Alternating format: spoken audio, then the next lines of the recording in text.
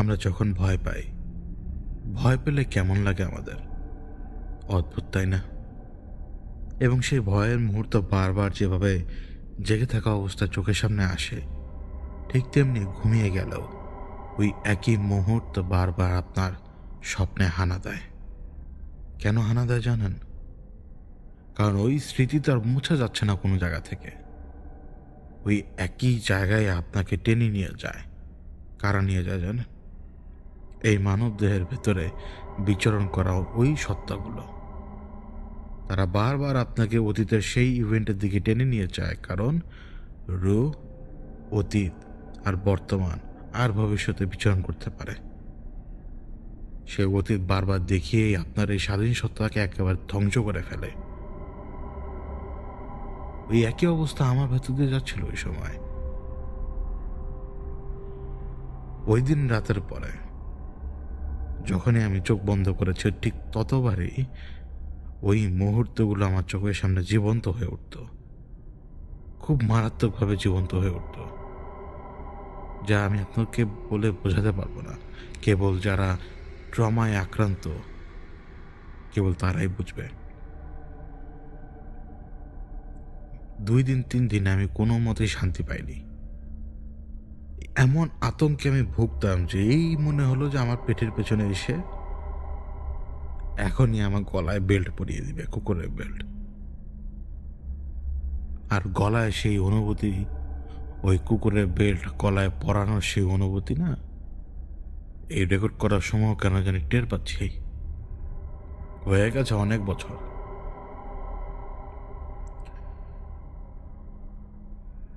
তখনও এমন একটা অবস্থা, আমি ওই ওই রাতের কথা বলতে পারি নাই। পদ্মার ওপরের ওই রাত, যখন আপনি ডিসাইড করবেন যে দুজনের ভেতরে কার যান বাঁচাবেন আপনি। এমন যন্ত্রণায় অনেক মানুষ পড়ে বাস্তব জীবনে। কোনো না কোনো পিতা বা কোনো না কোনো স্বামী, কোনো না কোনো মা, কোনো না কোনো ভাই, কোনো না কোনো বোন, কিছু সময় তাদেরকে একটা না একটা চয়েস নিতে হয়। যেমন স্ত্রী যদি গর্ভবতী হয়, কোনো কমপ্লিকেশন দাঁড়িয়ে গেলে তাকে তো তখন একটা ডিসিশন নিতে হয়। ওই ডিসিশনের ভার কেবল ওই মানুষ জানে, আর আমি জানি। যখন আমি নিজে ডিসাইড করি যে আমাকে আমিষকে বাঁচাতে হবে, কেমন জানি লাগে সব, কেমন জানি সব কিছু অদ্ভুত। মানে স্বপ্নের মতো মনে হয় এক মুহূর্ত, কিন্তু পর মুহূর্তে মনে হয় এটা বাস্তব। পর মুহূর্তে এটা বাস্তব। ওর ছেলে যে আমার উপরে রাগ, ওর ছেলে যে আমার উপরে রাগ, রাগ হবে না কেন হবে না? ওই রাগ তো চাইলে আমার কল্লা উড়িয়ে দিতে পারে।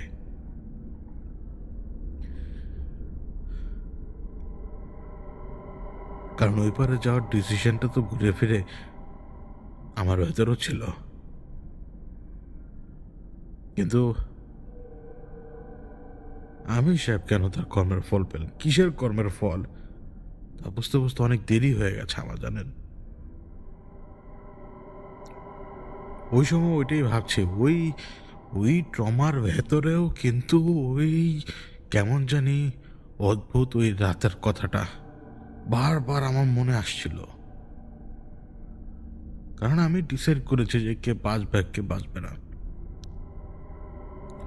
আমি ডিসাইড করেছিলাম। ওই রকম স্বপ্ন, ওই একই জিনিস। কারণ আমাদের রূহ অতীত আর বর্তমানে ঘুরতে পারে। ওই একই মোমেন্ট, একই জিনিস বারবার রিলিভ করছি, বারবার বারবার বারবার। আচমকা না কানের ভেতরে একটা শব্দ আসে, ঘুমের ভেতরেই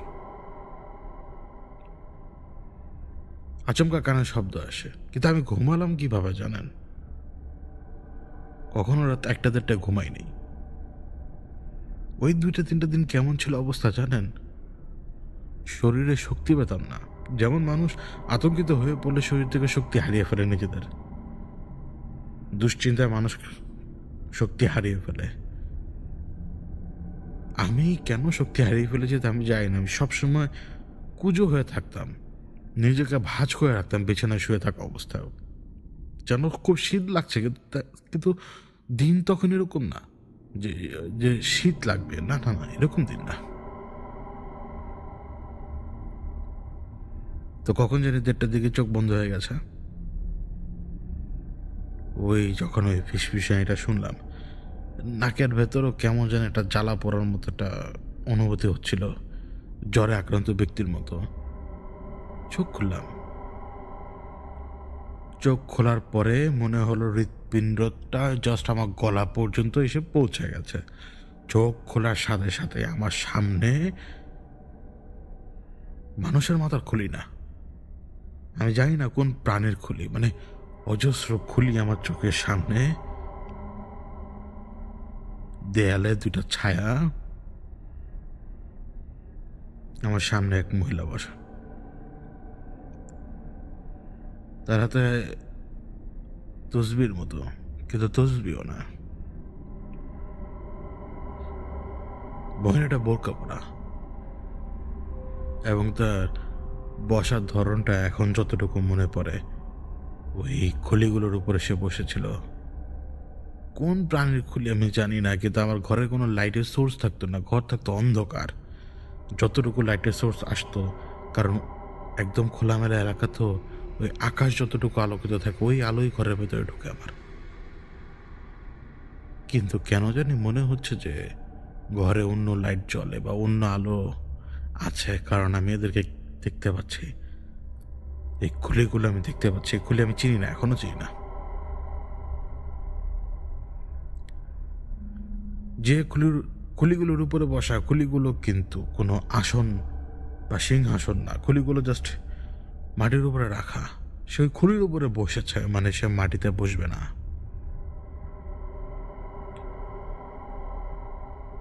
আমার তো কলিজাটা তখন গলার উপর একদম বেরিয়ে আসবে এখন।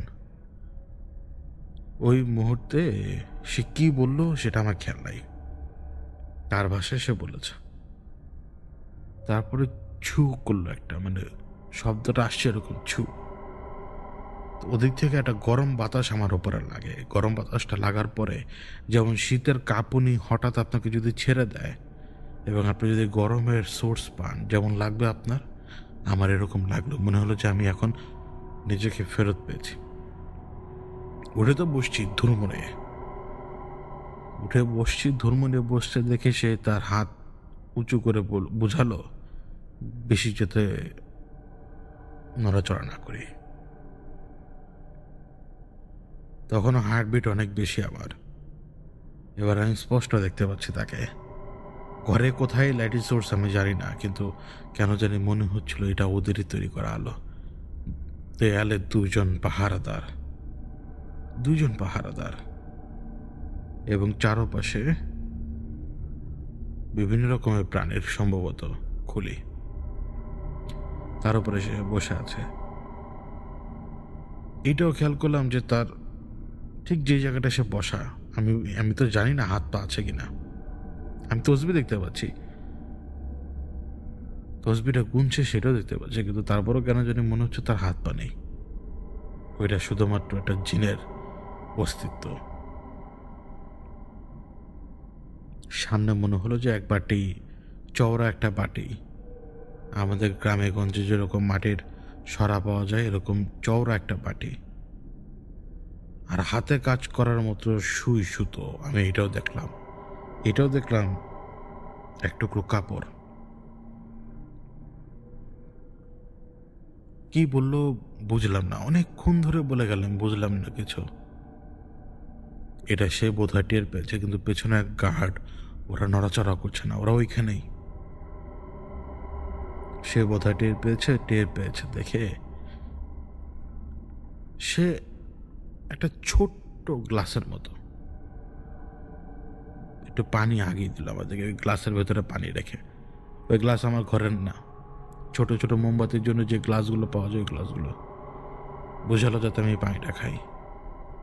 পানিটা খেলাম, কোনো স্বাদ নেই, সাধারণ পানি। পানিটা পেটের ভেতরে যাওয়ার পরে পেটে একটা মোচড় দিল। ওই মোচড়টা দেওয়ার কিছু সময় পরে কেমন জানি পুরো শরীরটা আবার ছেড়ে দিল আমার। ছেড়ে দিল কিন্তু ঠিকই, কিন্তু আমি এবার শব্দ শুনছি। ওই গার্ডরা ফিসফিস করছে সেটাও শুনছি, সেটাও বুঝতে পারছি ওরা কি কি কি নিয়ে ফিসফিস করছে। আর এইখানে যে বসা আমার চোখের সামনে, সে যে নিঃশ্বাস নিচ্ছে আর ছাড়ছে সেটা পর্যন্ত আমি শুনছি, কিন্তু এরা সবাই জিন। এরা নিজেদের অস্তিত্বে তখন, এরা কোনো রূপে আমার সামনে না, এটা তাদের নিজেদের অস্তিত্ব, কোনো মাংসের রূপে তারা না আমার চোখের সামনে। গার্ডরা কি বলা বলি করছে? গার্ডরা বলা বলি করছে, দেখ ভং ধরে, দেখ ওকে এখন একটা ধাক্কা মারি, ওই দূর বাড়িতে দেখ কাকে জানি দেখা যায়, ওই যে ওই গাছে দেখ একজোড়া পাখির ছানা। ওরা বিভিন্ন রকমের কথাবার্তা বলছে তখন, কারণ গার্ডরা ওইখানে বসে চারপাশ দেখছে। ওরা তো আর মানুষ না। সেই মহিলা এবার কথা বলল, নিজের পরিচয় দিল। সে আমাকে বলল, তুই শুনেছিস আমার নামে? তুই শুনেছিস আমার নামের কথা? তুই তো জানিস আমি কে। আমি এই বেটাদের মা, এই বেটাদের মা আমি। তুই, তোর বয়স, তোকে দেখলে মনে হয় যে তুই হয়তো আমার 7ম বছরের নাতি হবি, নয়তো 8ম হবি। তো কিন্তু আফসোস লাগছে আজকে তোর সাথে এইভাবে কথা বলতে। আজ হয়তো তোকে আমি আদর করতে পারতাম নাতির মতো। কে করে না আদর তাদের নাতিদের? কিন্তু আফসোস, ওই যে বললাম, আজকে তোর সাথে আমাকে এইভাবে কথা বলতে হচ্ছে, কারণ তুই এমন এক জায়গার দাবিদার, যে জায়গার দাবিদার হয়ে তুই সবচেয়ে বড় ভুল করেছিস কাউকে না জানিয়েই। জানাবি কিভাবে? আর তুই জানিসই বা কি? ওই সময় আমি ব্যথা পাচ্ছিলাম দেখে মুখ দিয়ে শব্দ করে ফেলেছিলাম, কারণ আমাকে তারা আঘাত দিয়েছিল কয়েকটা। ওই আঘাতের কারণে আমি ঠিকভাবে বসতে পারতাম না, পিঠ সোজা করে রাখতে পারতাম না আর কি, পিঠ বাঁকা করে রাখতে হতো। কিন্তু ওই অবস্থায় আমি আচমকা যেভাবে বিছানার উপরে পড়েছিলাম, কখন জানি আমার পিঠ টাইট হয়ে গিয়েছিল এবং আমি খুব ব্যথা পাই। সে তখন এটা নোটিস করলো, নোটিস করার পরে সে ওই পানির ভেতরে হাত দিল। তারপরে আমি দেখলাম যে পানি পাত্র, এটা কিন্তু পানির পাত্র, কিন্তু এটার ভেতর থেকে কি জানি বেরিয়ে আসলো মলমের মতো, অদ্ভুত রকমের। এবং ওই মলমটা ওই পানির ভেতর থেকে একটা হাত তার হাতের মধ্যে গুজে দিয়েছিল। ওর পানির ভেতর থেকে কোনো হাত বেরিয়ে আসেনি, পানির ভেতরে আমি একটা হাত দেখতে পাচ্ছিলাম। তো ওই মলমটা যখন তিনি তার নিজের হাত তুলে নেন, তখন পর্যন্ত তার চেহারা পুরোপুরি ঢাকা, চোখও দেখা যায় না, কিচ্ছু না, কিচ্ছু না। সে ওই মলমটা হাতে নিয়ে ইশারা দিল যাতে আমি কাছে আসি। তো আমি তো কাছে আসি না, ভয় লাগে। তো এটা সে মনে হয় টের পেয়েছিল। টের পাওয়ার কারণে সে উঠে দাঁড়ায়, এবং যখন সে ওইখান থেকে উঠে দাঁড়ায়,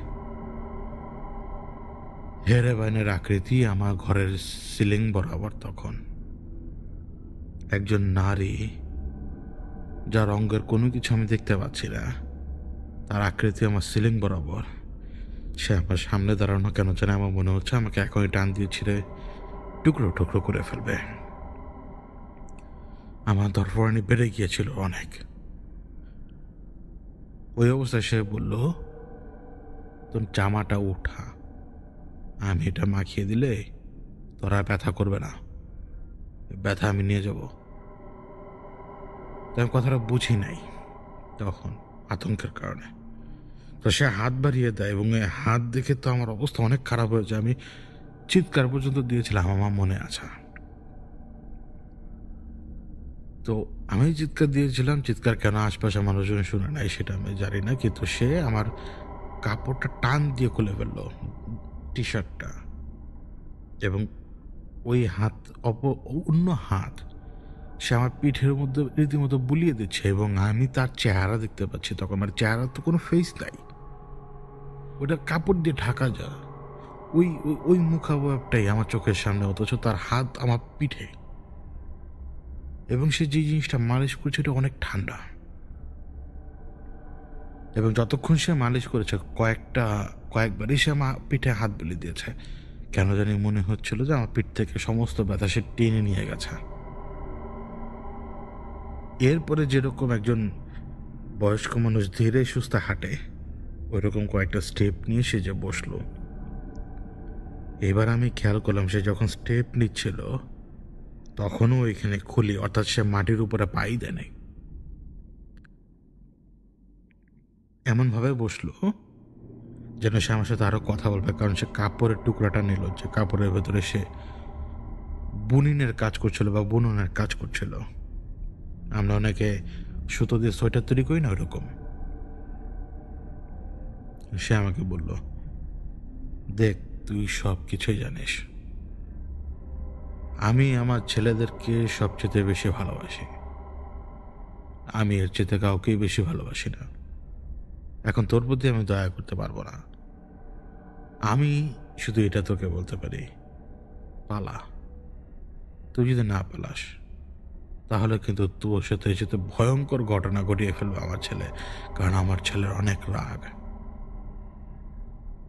কারণ সে তার ভাইকে হারিয়েছে আর আমি আমার সন্তানকে।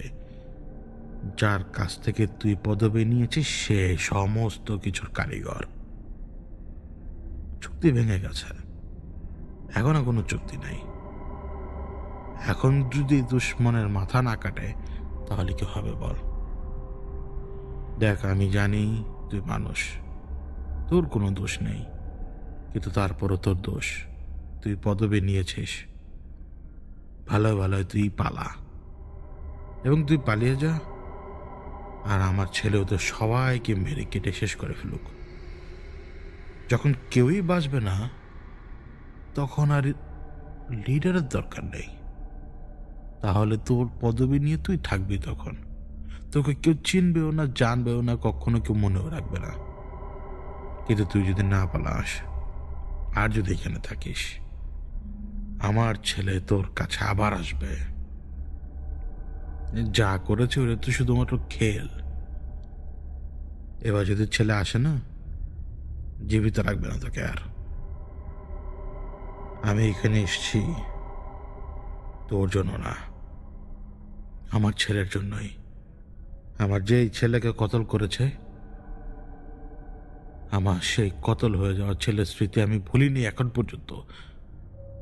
আমি ওদের কতল হতে দেখার জন্য এসেছি। তুই আমার ব্যাপারে কিছু জানিস না, কিন্তু আমি মনে করি তোকে সব কিছু বলে দিয়েছে। বলে দেওয়া না হলে আমি তোকে বলি, আমি হেরে বাইন। তো ওই সময় আমি বললাম, আমি জানি আপনি কে। বললাম আমাকে বলেছিল। ওদিক থেকে কোনো উত্তর আসলো না কয়েকটা মুহূর্ত। এরপর সে আমাকে বলল, সে কোথায় বল। আমি বললাম, সে কোথায়? কার কথা বললেন আমাকে? তুই জানিস আমি কার কথা বললাম, তুই জানিস। অবশ্য তুই নিজেও জানিস না সে কোথায়, কিন্তু যদি এখন তোর ঘাড় চেপে ধরে এইখানে, তাহলে সে এখানে আসবেই। আসবে কি না? আমি বললাম, না, আমি তো জানি না উনি কোথায়। ওই সময় সে ইশারা দিল। তার ইশারা শুনে কে এলো কোন দিক থেকে আমি জানি না, কারণ আমার চোখের সামনে থেকে তো কেউ আসেনি। আচমকা আমার হাত দুটা মুচড়িয়ে ধরলো পেছনের দিক থেকে, এবং মুচড়িয়ে ধরলো এমন একটা পর্যায়ে যে পর্যায়ে আপনি ব্যথা পাবেন এখন, এবং এই ব্যথাটাতে সহ্য করতে পারবেন না। এমনভাবে চেপে ধরেছে যে প্রচণ্ড ব্যথা, এবং ওই ব্যথা থাকা অবস্থায় সে আমাকে জিজ্ঞেস করলো, আমাকে বল সে কোথায়। তখন আমি বললাম, আমি জানি না, আমি জানি না উনি কোথায়। আমি ওনাকে নিজে খোঁজার চেষ্টা করছি, কিন্তু এই কথা আমি ঠিকভাবে বলতেও পারছিলাম না, কারণ আমার দুই হাত পিঠের পেছনে মুচড়িয়ে ধরেছে। তখন আমি ব্যথার চোটে বললাম, আমি জানি উনি কোথায়। উনি ওই অমুক এলাকার মসজিদের সামনে। তো যখন আমি কথাটা বললাম তখন সে মনে হয় ইশারা দিয়েছিল, কিন্তু ওরা ছেড়ে দিয়েছিল আমাকে। ওরা ছেড়ে দেওয়ার পরে সে হাসলো। হেরেবাইন হেসেছে। হেরেবাইন হেসে আমাকে উত্তর দিল, যাক অন্তত সত্য কথা তো বললি যে তুই আসলে জানিস না। কেউ নিজের যন্ত্রণা থাকা অবস্থায় কখনো বলে না যে সে জানে না। সে বলেই দিবে যে আমি জানি অমুক জায়গায়, কারণ যন্ত্রণা কমাতে হবে। তো যন্ত্রণা কমানোর জন্য মিথ্যার প্রয়োজন অনেক বেশি। সত্য বললে যন্ত্রণা আরো বেশি পাওয়া যায়। এবার বুঝলি তুই? সত্য যদি বলিস যন্ত্রণা বেশি, মিথ্যা বলেছিস দেখ তোর যন্ত্রণা কমে গেছে, নাই বললেই চলে। আমি তোকে আর একবার বলি, এখান থেকে পালা। আরেকটা কথা কি জানিস, আমি তোর কাছে যখন গিয়েছিলাম, যখন আমি তোকে স্পর্শ করলাম, আমি অবাক হলাম একটা ব্যাপারে। এবং একটা সহজ জিনিস আমার চোখের সামনে পরিষ্কার হয়ে গেল, যেটা তুই হয়তো টের পাসনি এখন পর্যন্ত। তোর সাথে কোনো কিছু আছে, তোর সাথে কোনো কিছু আছে যে জিনিসটা অনেক ভারী। তোর কাছে গেলে একটা সিন্দুক নজরে আসে। তোর কাছে যাবার আগে কেন জানি বারবার ওই সিন্দুকটা চোখে পড়ে, আর কেন জানি শুধুমাত্র জোনাকি নজরে আসে, জোনাকির আলো।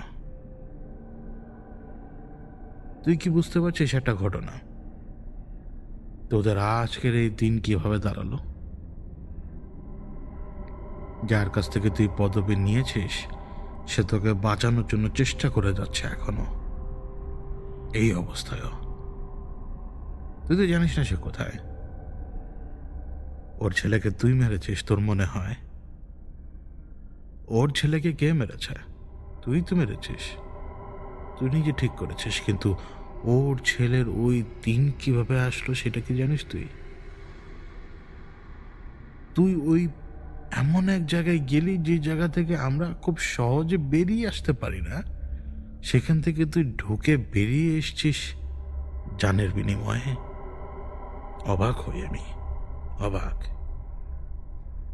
ভাবতে পারিস সে কাকে কাকে মেরেছে তোকে বাঁচানোর জন্য?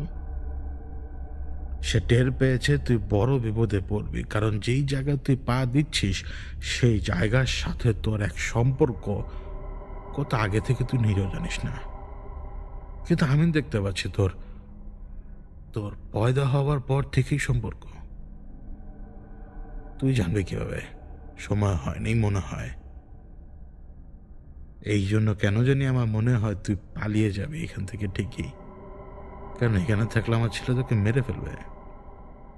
তুই তো মানুষ, এই যে ব্যথা পেলি, ব্যথা পাওয়ার সাথে সাথে মিথ্যা কথা বলে ফেললি। ব্যথা কমানোর জন্যই তো বললি, কিন্তু তুই একটা জিনিস এখন পর্যন্ত ভাবতে পারিসনি, তোকে কেন সেই জায়গা দেবে? সে কেন তোকে এই জায়গা দিচ্ছে তুই কি বুঝতে পেরেছিস একবারও? সে তোকে বাঁচানোর জন্য কতজনকে মেরে মেরে মেরে মেরে শেষ পর্যন্ত তোর পিছু গিয়ে এবার নিজের ছেলেকে মারিয়ে বসেছে। আর তুই একেবারে ভালো সুস্থ এখানে বসা মানব সন্তান। এবার তাকিয়ে তাকিয়ে দেখবি সবার কি অবস্থা হয়। তারা চলে যাচ্ছিল ওইখান থেকে, তারা এখান থেকে উঠে চলে যাচ্ছিল ওই সময়, কিন্তু আমি কেন জানি বলে বসলাম আমি তো কোথাও পালাবো না, আর আপনার ছেলেও আমার কিছু করতে পারবে না।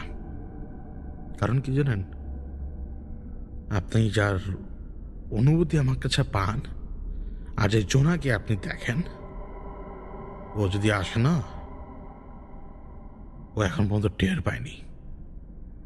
দেন না আমার গলার মধ্যে কোনো কিছু ঢুকিয়ে দেন, বা আমাকে ভালো মতো ব্যথা দেন মারার জন্য, দেখেন কি করে।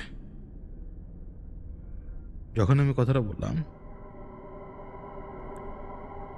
হেরেব্যান্ডরা কিন্তু চলে যাচ্ছিল, কারণ দুইজন গার্ড তখন প্রায় দেয়ালের সাথে মিশে গিয়েছিল। হেরেব্যান্ড পেছনে দিয়ে ঘুরে তাকায়,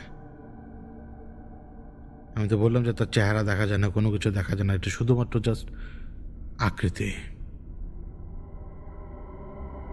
হেরাবাইন মনে হয় তুলি মারলো বা তালি দিল।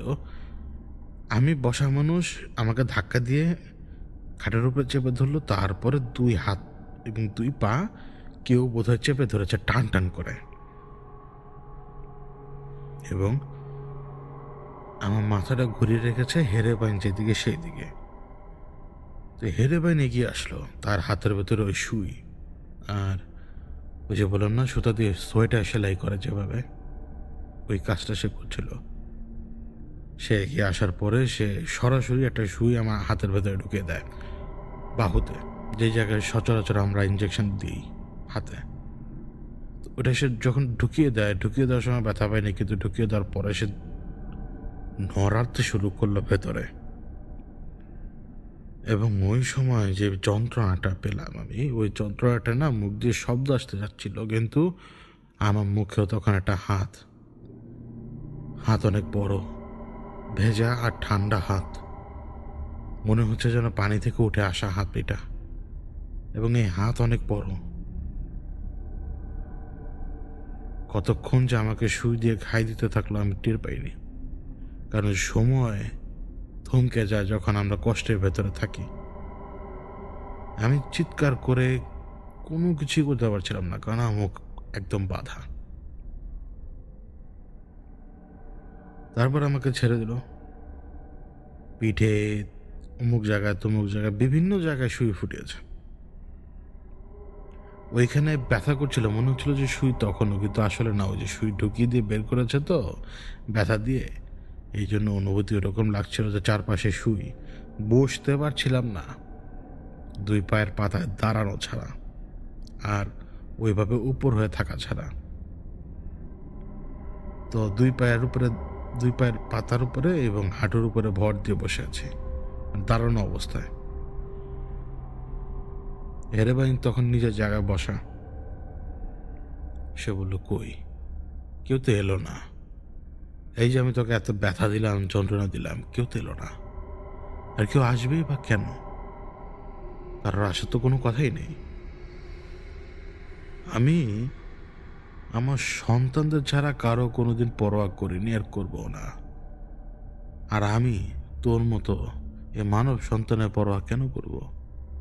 এই জন্যই তো ভালো মতো তোকে কষ্ট দিলাম, দেখার জন্য যে তুই বলছিস কেউ না কেউ এসে জবরদস্তি করবে। কোথায়? কেউ তো এলো না।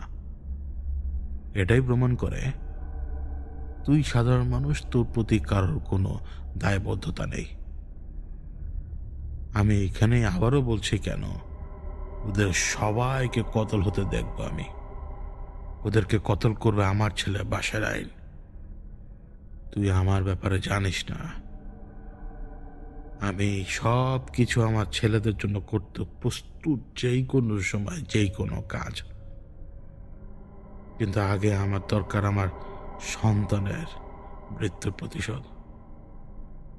এই শেষবার মানব হিসেবে তোকে মাফ করলাম, আর সুযোগ দিচ্ছি পালিয়ে যা।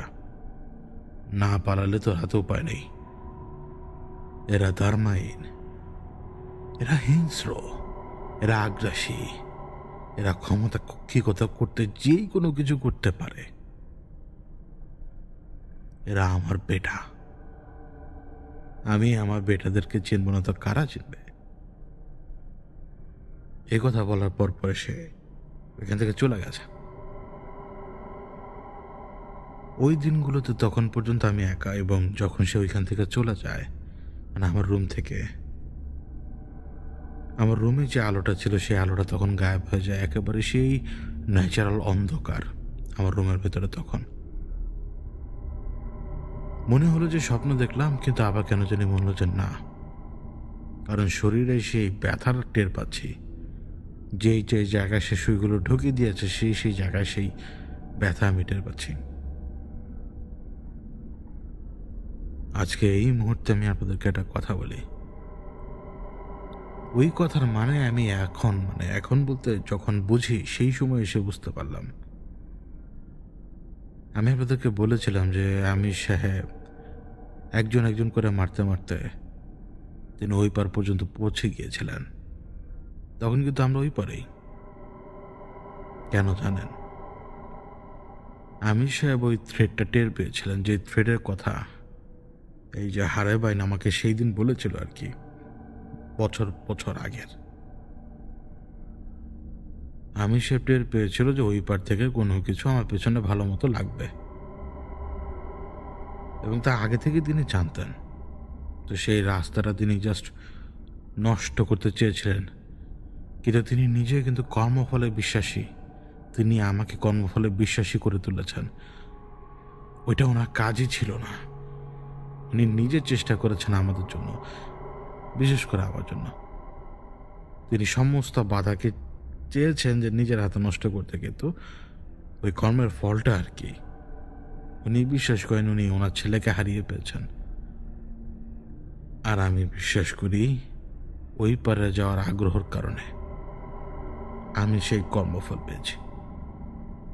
কারণ তখন আমি একা, তখন দায়বদ্ধতা বলতে কোনো কিছু জানতাম না, শিখিও নেই। এটা আমি এখন বুঝি যে আমি সাহেব সেটা টের পেয়েছিলেন, আর তিনি চেয়েছিলেন যে ওই পারের জানোয়ারগুলোকে আমার জীবন থেকে সরাতে, কিন্তু পারেননি। যেটা নসিবে থাকা সেটা হয়েছিলই। মাঝখান দিয়ে উনি কর্মফল পেলেন আর আমি আমার কর্মের ফল। এটা আমি এখন বুঝি। ঘটনায় ফিরি। সেটা তো সে চলে গেল। আরো কয়েকটা দিন ভেতরে অবস্থা খুব খারাপ। কাদের আমি সাহেবের বহরেরই লোক। সে আমাকে যাবতীয় ইনফরমেশন দিচ্ছিল।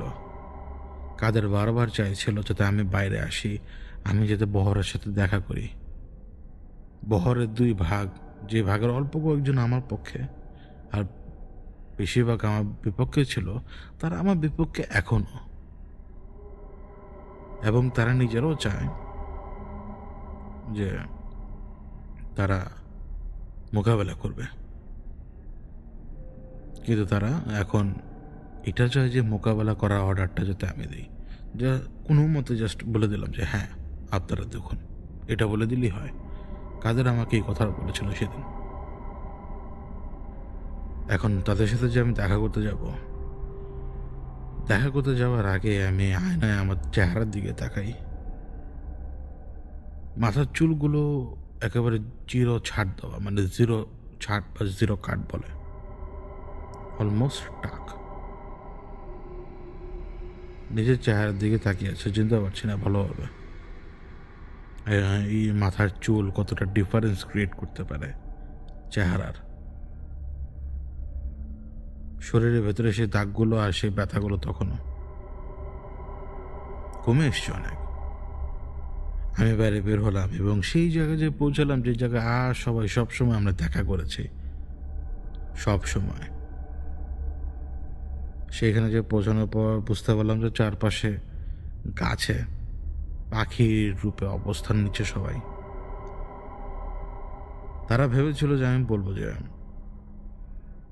হ্যাঁ এগিয়ে যান, কিন্তু আমি আল্লাহরই ইচ্ছা, আমি তাদেরকে বললাম যদি আমার অনুমতির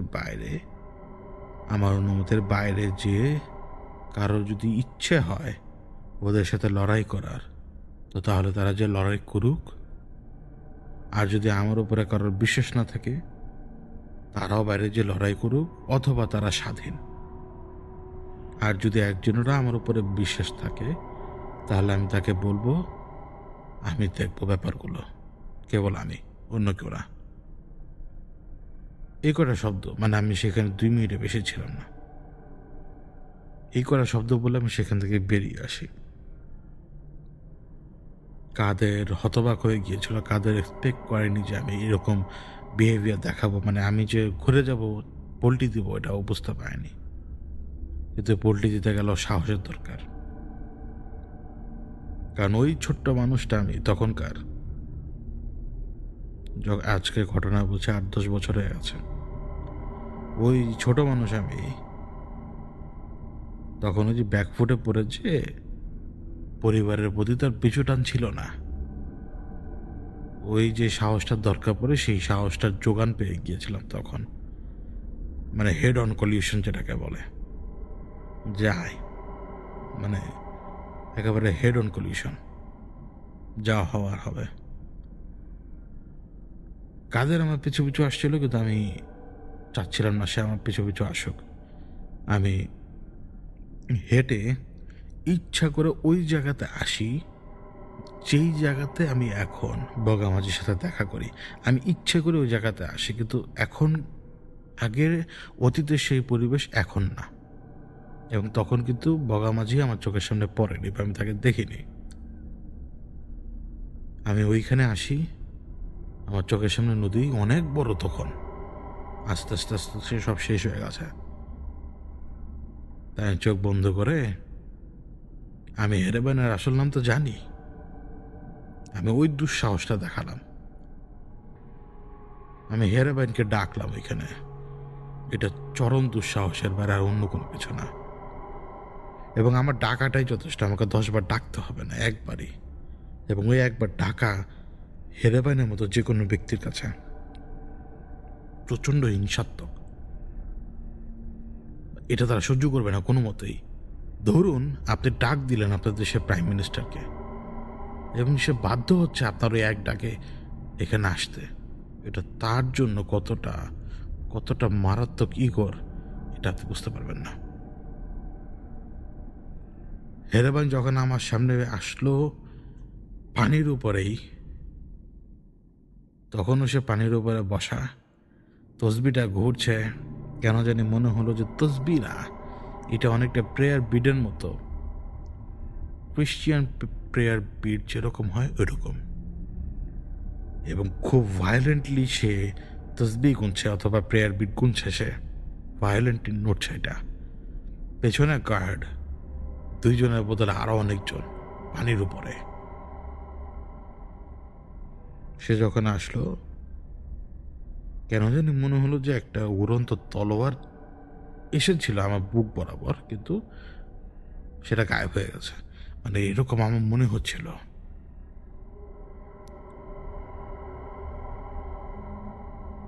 সে যে গুনছে, আমি তাকে কোনো কিছু বলছি না। হঠাৎ সে তার বাম অংশটা, মানে ধরলাম বাম হাত, ওইটা সে মেলে ধরলো, মানে ইশারা দিল।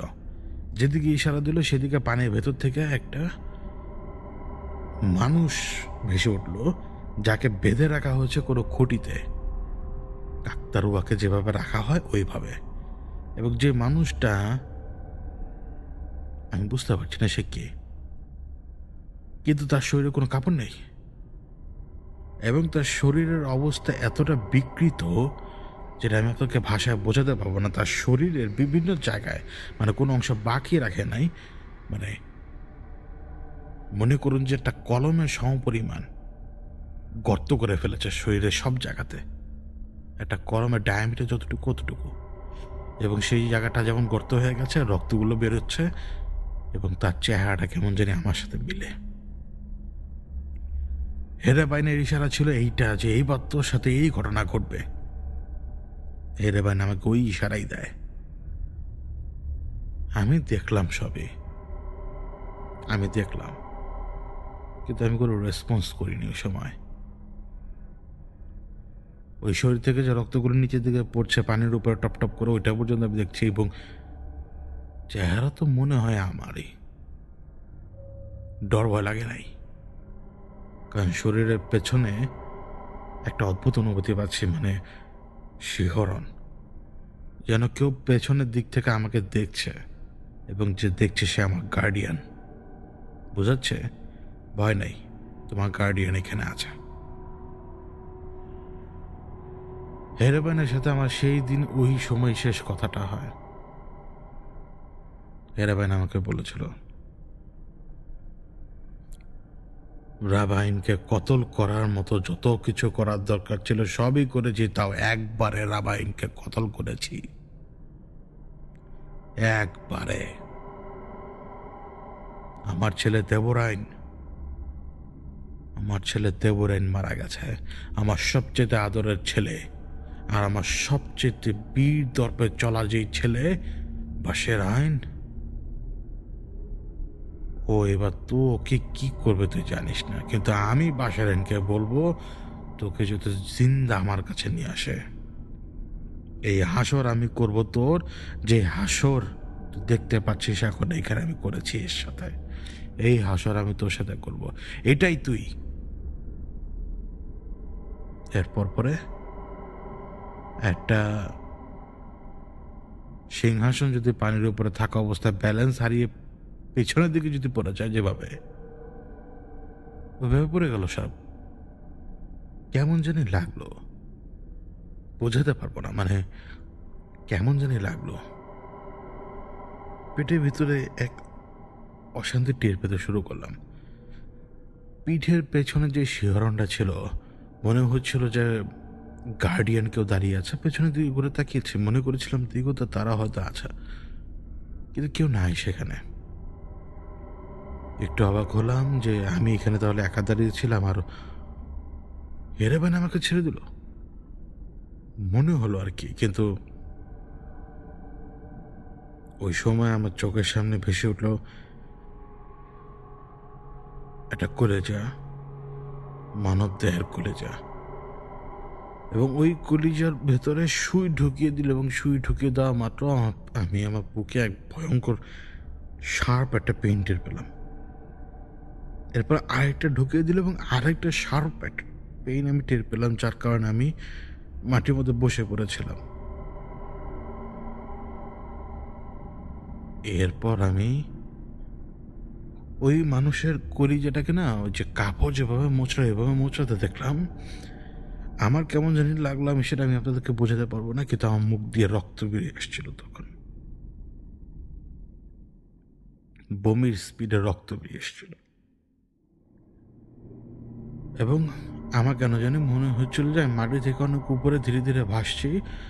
আমার নিচে যে জায়গায় আমার চারপাশে মাটি এবং নদী, এইখানে আমি মাটিতে এখন আর নেই, মনে হচ্ছে আমি 2 তলায়, এখন মনে হচ্ছে আমি 3 তলায় শূন্যে ভাসমান।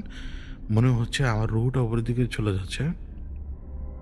ওই অবস্থাতেই একটা ঝাঁকি লাগলো আমার শরীরে, প্রচণ্ড জোরে ঝাঁকি, যেটা আমরা ঘুমে টের পাই। ওই ঝাঁকিটা লাগলো কারণ কাদের আমার চোখের সামনে। আমার মনে আছে যে আমার কান থেকে কি জানি বের করছিল কাদের, ও চিৎকার করে কি জানি বলছিল, এটা আমার কানে আসেনি, মনেও নেই এখন আর। কিন্তু ও খুব অ্যানিমেটেড, খুব পাগলের মতো কি জানি আমার কান থেকে বের করার চেষ্টা করছে। আর আমার এমন একটা অবস্থা যেন আমার বেঁচে থাকার কোনো অনুভূতি নেই আমার ভেতরে। প্রচণ্ড ঠান্ডা অনুভব করছি চারপাশে, শীত না, নিজের শরীরই যেন প্রচণ্ড ঠান্ডা অনুভব করছি।